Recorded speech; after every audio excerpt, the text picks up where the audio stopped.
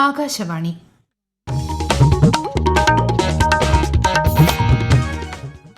നമസ്കാരം.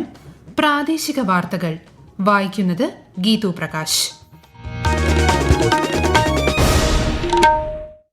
പ്രധാന വാർത്തകൾ. എറണാകുളം ബംഗളൂരു വന്ദേ ഭാരത് എക്സ്പ്രസ് പ്രധാനമന്ത്രി നരേന്ദ്രമോദി ഉദ്ഘാടനം ചെയ്തു.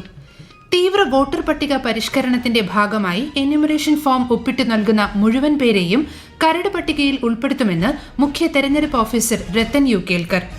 മുൻ chief secretary K Jayakumar Thiruvithamkoor Devaswom ബോർഡിന്റെ തലപ്പത്തേക്കെന്ന് സൂചന. ആകാശവാണി സംഗീത സമ്മേളനത്തിന് തിരുവനന്തപുരം വൈലോപ്പള്ളി സംസ്കൃതി ഭവനിൽ ഇന്ന് തിരിതെളിയും. മുൻ മന്ത്രിയും കോൺഗ്രസ് നേതാവുമായ എം.ആർ. രഘുചന്ദ്രപാൽ തിരുവനന്തപുരത്ത് അന്തരിച്ചു. ഇന്ത്യ ഓസ്ട്രേലിയ 2020 ക്രിക്കറ്റ് പരമ്പരയിലെ അവസാന മത്സരം ഇന്ന് ബ്രിസ്ബെയിനിൽ. വാർത്തകൾ വിശദമായി. എറണാകുളം ബംഗളൂരു വന്ദേ ഭാരത് എക്സ്പ്രസ് പ്രധാനമന്ത്രി നരേന്ദ്രമോദി ഉദ്ഘാടനം ചെയ്തു. മലയാളികൾ കാത്തിരുന്ന ട്രെയിനിന്റെ ഉദ്ഘാടനം വീഡിയോ കോൺഫറൻസിംഗ് മുഖേനയാണ് പ്രധാനമന്ത്രി നിർവഹിച്ചത്. ഇതുൾപ്പെടെ 4 പുതിയ വന്ദേ ഭാരത് എക്സ്പ്രസ് ട്രെയിനുകൾ ശ്രീ മോദി ഇന്ന് വാരാണസിയിൽ ഫ്ളാഗ് ഓഫ് ചെയ്തു. കേരളത്തിന് അനുവദിച്ച 3ാമത്തെ വന്ദേ ഭാരത് ട്രെയിനാണിത്.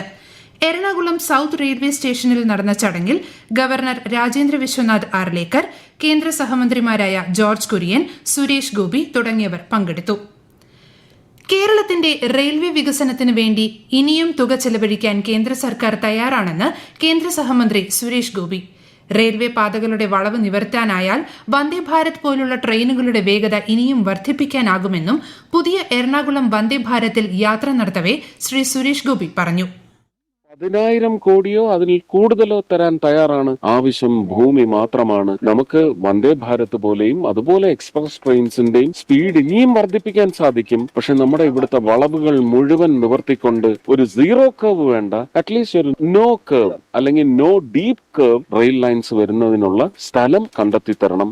എറണാകുളത്ത് നിന്നും ബംഗളൂരു വരെയുള്ള അതിവേഗ ട്രെയിൻ എന്ന നാടിന്റെ പൊതു ആവശ്യം യാഥാർത്ഥ്യമാക്കിയ കേന്ദ്ര സർക്കാരിന് നന്ദി അറിയിക്കുന്നതായും ചടങ്ങിൽ പങ്കെടുത്ത മന്ത്രി പി രാജീവ് പറഞ്ഞു. ബാംഗ്ലൂരിലേക്കുള്ള ഒരു അതിവേഗ ട്രെയിൻ എന്നുള്ളത് ഈ നാടിന്റെ പൊതു ആവശ്യമായിരുന്നു. എല്ലാവരും നല്ല തിടുക്കത്തിലുള്ള ട്രെയിനുകളാണ്, വേഗതയുള്ള ട്രെയിനുകളാണ് ആഗ്രഹിക്കുമ്പോൾ. ഞങ്ങളൊക്കെ പാർലമെന്റിലുള്ള സന്ദർഭത്തിൽ ചോദിക്കുന്ന ഒരു പ്രധാന ആവശ്യമായിരുന്നു രാജ്യത്തിന്റെ working together in A committee. അത് യാഥാർത്ഥ്യമായി. അതിന് ഞാൻ കേന്ദ്ര ഗവൺമെന്റിനോട് പ്രത്യേകം നന്ദി രേഖപ്പെടുത്തുകയാണ്. സുപ്രീം കോടതിയിലെ നിയമസഹായ വിതരണ സംവിധാനങ്ങൾ ശക്തിപ്പെടുത്തുന്നത് ലക്ഷ്യമിട്ടുള്ള ദേശീയ സമ്മേളനം ഇന്ന് വൈകുന്നേരം ന്യൂഡൽഹിയിൽ പ്രധാനമന്ത്രി നരേന്ദ്രമോദി ഉദ്ഘാടനം ചെയ്യും. ദേശീയ ലീഗൽ സർവീസ് അതോറിറ്റി തയ്യാറാക്കിയ കമ്മ്യൂണിറ്റി മീഡിയേഷൻ പരിശീലന മോഡ്യൂളിന്റെ ഉദ്ഘാടനവും അദ്ദേഹം ചടങ്ങിൽ നിർവഹിക്കും. നിയമസഹായ ഡിഫൻസ് കൌൺസിൽ സിസ്റ്റം, പാനൽ അഭിഭാഷകർ, പാരാലീഗൽ വോളണ്ടിയർമാർ, സ്ഥിരം ലോക് അദാലത്തുകൾ തുടങ്ങിയ നിയമസേവനങ്ങളുടെ പ്രധാന വശങ്ങളെക്കുറിച്ച് 2 ദിവസത്തെ സമ്മേളനം ചർച്ച ചെയ്യും. രാഷ്ട്രപതി ദ്രൌപദി മുർമുവിന്റെ അങ്കോള ബോട്സ്വാന സന്ദർശനത്തിന് ഇന്ന് തുടക്കമാകും. ശ്രീമതി മുർമു നാളെ പ്രസിഡന്റ് ലൊറേൻസോയുമായി ഉഭയകക്ഷി ചർച്ച നടത്തും. ചൊവ്വാഴ്ച അങ്കോളയുടെ സ്വാതന്ത്ര്യത്തിന്റെ 50ാം വാർഷികാഘോഷത്തിൽ പങ്കെടുക്കുന്ന രാഷ്ട്രപതി അങ്കോള പാർലമെന്റിനെ അഭിസംബോധന ചെയ്യും. ഇന്ത്യൻ സമൂഹവുമായി രാഷ്ട്രപതി സംവദിക്കും.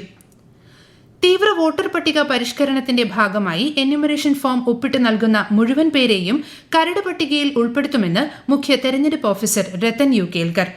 SIR-മായി ബന്ധപ്പെട്ട് തെരഞ്ഞെടുപ്പ് കമ്മീഷൻ വിളിച്ചു ചേർത്ത സർവകക്ഷി യോഗത്തിലാണ് അദ്ദേഹം ഇക്കാര്യം വ്യക്തമാക്കിയത്. സംസ്ഥാനത്ത് ഇതുവരെ 36 ലക്ഷത്തിലധികം പേർക്ക് എന്യൂമറേഷൻ ഫോം വിതരണം ചെയ്തു. പരിശോധനയ്ക്കായി ആവശ്യമെങ്കിൽ 12 രേഖകളിൽ ഒന്ന് ഹാജരാക്കണം. BLO, BLAമാർ തമ്മിൽ സഹകരണം ഉറപ്പാക്കും. പ്രവാസി വോട്ടർമാർക്ക് നോർക്ക മുഖേന ബോധവത്കരണം നൽകും. മുൻ chief secretary K Jayakumar Thiruvithamkoor Devaswom board തലപ്പത്തേക്ക്. ഇത് സംബന്ധിച്ച പ്രഖ്യാപനം ഉടൻ ഉണ്ടാകുമെന്നാണ് സൂചന. ഏൽപ്പിക്കുന്ന ചുമതല ഉത്തരവാദിത്തത്തോടെ നിർവഹിക്കുമെന്ന് ശ്രീ ജയകുമാർ പ്രതികരിച്ചു. 17ാം തീയതി ആരംഭിക്കാനിരിക്കുന്ന മണ്ഡലകാലത്ത് തീർത്ഥാടകർക്ക് ഗുണകരമായ മാറ്റങ്ങൾ കൊണ്ടുവരാൻ ശ്രമിക്കുമെന്നും അദ്ദേഹം പറഞ്ഞു. വലിയ ഉത്തരവാദിത്വമാണിത് എന്ന് ഞാൻ മനസ്സിലാക്കുന്നു. 17ാം തീയതി മുതൽ ഈ വർഷ തീർത്ഥാടന കാലം ആരംഭിക്കുകയാണ്. പ്രയോറിറ്റി എന്ന് പറയുന്നത് ഭക്തജനങ്ങളുടെ കൺവീനിയൻസും അവരുടെ സൗകര്യവും തന്നെയായി ആദ്യഘട്ടത്തിൽ. പിന്നെ തീർച്ചയായിട്ടും ദേവസ്വം ബോർഡിനകത്തും ശബരിമലയിലും ഒക്കെ ഘടനാപരമായ മാറ്റങ്ങൾ, ദൂരവ്യാപകമായിട്ടുള്ള മറ്റ് മാറ്റങ്ങളൊക്കെ തന്നെ എന്താണ് ആവശ്യം, അത് തീർച്ചയായിട്ടും ഒരു ഉദ്യോഗസ്ഥൻ എന്നുള്ള നിലയ്ക്ക് തന്നെ എനിക്കത് ഏറ്റെടുക്കാൻ സാധിക്കും. 2 ദിവസത്തെ UAE സന്ദർശനത്തിനായി മുഖ്യമന്ത്രി പിണറായി വിജയൻ അബുദാബിയിലെത്തി. ഇന്ത്യൻ അംബാസിഡർ ദീപക് മിത്തൽ, ലോക കേരള സഭാംഗങ്ങൾ തുടങ്ങിയവർ മുഖ്യമന്ത്രിയെ സ്വീകരിച്ചു. മുൻ മന്ത്രിയും കോൺഗ്രസ് നേതാവുമായ MR രഘുചന്ദ്രപാൽ തിരുവനന്തപുരത്ത് അന്തരിച്ചു. 75 വയസ്സായിരുന്നു. 1991 കെ കരുണാകരൻ മന്ത്രിസഭയിലെ എക്സൈസ് മന്ത്രിയായിരുന്നു. 1980 കോവളത്ത് നിന്നും 1991 പാറശാലയിൽ നിന്നും നിയമസഭയിലെത്തിയിട്ടുണ്ട്. ഈ വാർത്തകൾ ആകാശവാണിയിൽ നിന്ന്. ആകാശവാണി വാർത്തകളും വാർത്താധിഷ്ഠിത പരിപാടികളും All India Radio News Thiruvananthapuram YouTube ചാനലിലും All India Radio News Thiruvananthapuram Facebook പേജിലും AR News_ തിരുവനന്തപുരം ഇൻസ്റ്റഗ്രാം അക്കൌണ്ടിലും AR News_TVM X ഹാൻഡിലും ലഭ്യമാണ്. DNA-യുടെ ഇരട്ട ഹെലിക്സ് ഘടന കണ്ടെത്തിയ ശാസ്ത്രജ്ഞൻ ജെയിംസ് വാട്സൺ അന്തരിച്ചു. 97 വയസ്സായിരുന്നു. 1953 ഫ്രാൻസിസ് ക്രിക്കിനൊപ്പം ചേർന്ന് DNA-യുടെ ഇരട്ട ഹെലിക്സ് ഘടന കണ്ടെത്തി. വിപ്ലവകരമായ ഈ കണ്ടെത്തലിന് ഇരുവരും 1962 വൈദ്യശാസ്ത്രത്തിലെ നൊബേൽ സമ്മാനത്തിന് അർഹരായിരുന്നു. കേരള ലോകായുക്തയുടെ ആഭിമുഖ്യത്തിൽ Kerala Lokayukta act and rules പുസ്തകത്തിന്റെ പ്രകാശനം മുഖ്യമന്ത്രി പിണറായി വിജയൻ ചൊവ്വാഴ്ച നിർവഹിക്കും. സെക്രട്ടേറിയറ്റിലെ ദർബാർ ഹാളിൽ നടക്കുന്ന ചടങ്ങിൽ സംസ്ഥാന പിന്നാക്കവർഗ കമ്മീഷൻ ചെയർമാനും മുൻ ഉപലോകായുക്തയുമായ ജസ്റ്റിസ് G ശശിധരൻ പുസ്തകം ഏറ്റുവാങ്ങും. 2025 കേരള സാഹിത്യ അക്കാദമി പുരസ്കാരങ്ങൾക്കുള്ള ഗ്രന്ഥങ്ങൾ ക്ഷണിച്ചു. 2022 മുതൽ 24 വരെയുള്ള വർഷങ്ങളിൽ ആദ്യം പതിപ്പായി പ്രസിദ്ധീകരിച്ച കവിത, നോവൽ, നാടകം, ചെറുകഥ എന്നീ വിഭാഗങ്ങളിലാണ് അക്കാദമി അവാർഡുകൾ നൽകുന്നത്. അടുത്ത മാസം 15 വരെ അപേക്ഷകൾ അയയ്ക്കാം. പാലക്കാട് കൽപ്പാത്തി രഥോത്സവം കൊടിയേറി. പ്രധാനപ്പെട്ട 4 ക്ഷേത്രങ്ങളിലും കൊടിയേറ്റ് ചടങ്ങുകൾ നടന്നു. രഥോത്സവത്തിന്റെ സുഗമമായ നടത്തിപ്പിനായി ജില്ലാ ഭരണകൂടം ഒരുക്കങ്ങൾ ഊർജിതമാക്കിയിട്ടുണ്ട്. ഈ മാസം 14-നാണ് 1ാം തേരുത്സവം. വിശദാംശങ്ങളുമായി ആകാശവാണി പാലക്കാട് ജില്ലാ പ്രതിനിധി ഫൈസൽ അലിമുത്ത്. ഉത്സവത്തിന് കൊടിയേറിയതോടെ ദേവരഥങ്ങളെ വരവേൽക്കാനുള്ള അവസാനവട്ട ഒരുക്കത്തിലാണ് കൽപ്പാത്തിയിലെ അഗ്രഹാര വീഥികൾ. 14-ന് ആരംഭിക്കുന്ന രഥപ്രയാണം 16-ന് നടക്കുന്ന ദേവരഥ സംഗമത്തോടെയാണ് അതിന്റെ പൂർണ്ണതയിൽ എത്തുക. കൊടിയേറ്റത്തിന് മുന്നോടിയായി അഗ്രഹാരങ്ങളിൽ ഇന്നലെ സന്ധ്യയ്ക്ക് വാസ്തുശാന്തി നടന്നു. ഇന്നു മുതൽ ദിവസവും രാത്രി ഗ്രാമദേവതമാർ വിവിധ ദേവവാഹനങ്ങളിൽ ഏറി ഗ്രാമപ്രദക്ഷിണം നടത്തും. രഥോത്സവത്തിന്റെ ഭാഗമായുള്ള കൽപ്പാത്തി ദേശീയ സംഗീതോത്സവം നാളെ ആരംഭിക്കും. ആകാശവാണി സംഗീത സമ്മേളനത്തിന് തിരുവനന്തപുരത്ത് ഇന്ന് തിരിതെളിയും. ആകാശവാണി തിരുവനന്തപുരം നിലയം സംഘടിപ്പിക്കുന്ന പരിപാടി വൈലോപ്പിള്ളി സംസ്കൃതി ഭവനിൽ വൈകുന്നേരം 5:45-ന് ആരംഭിക്കും.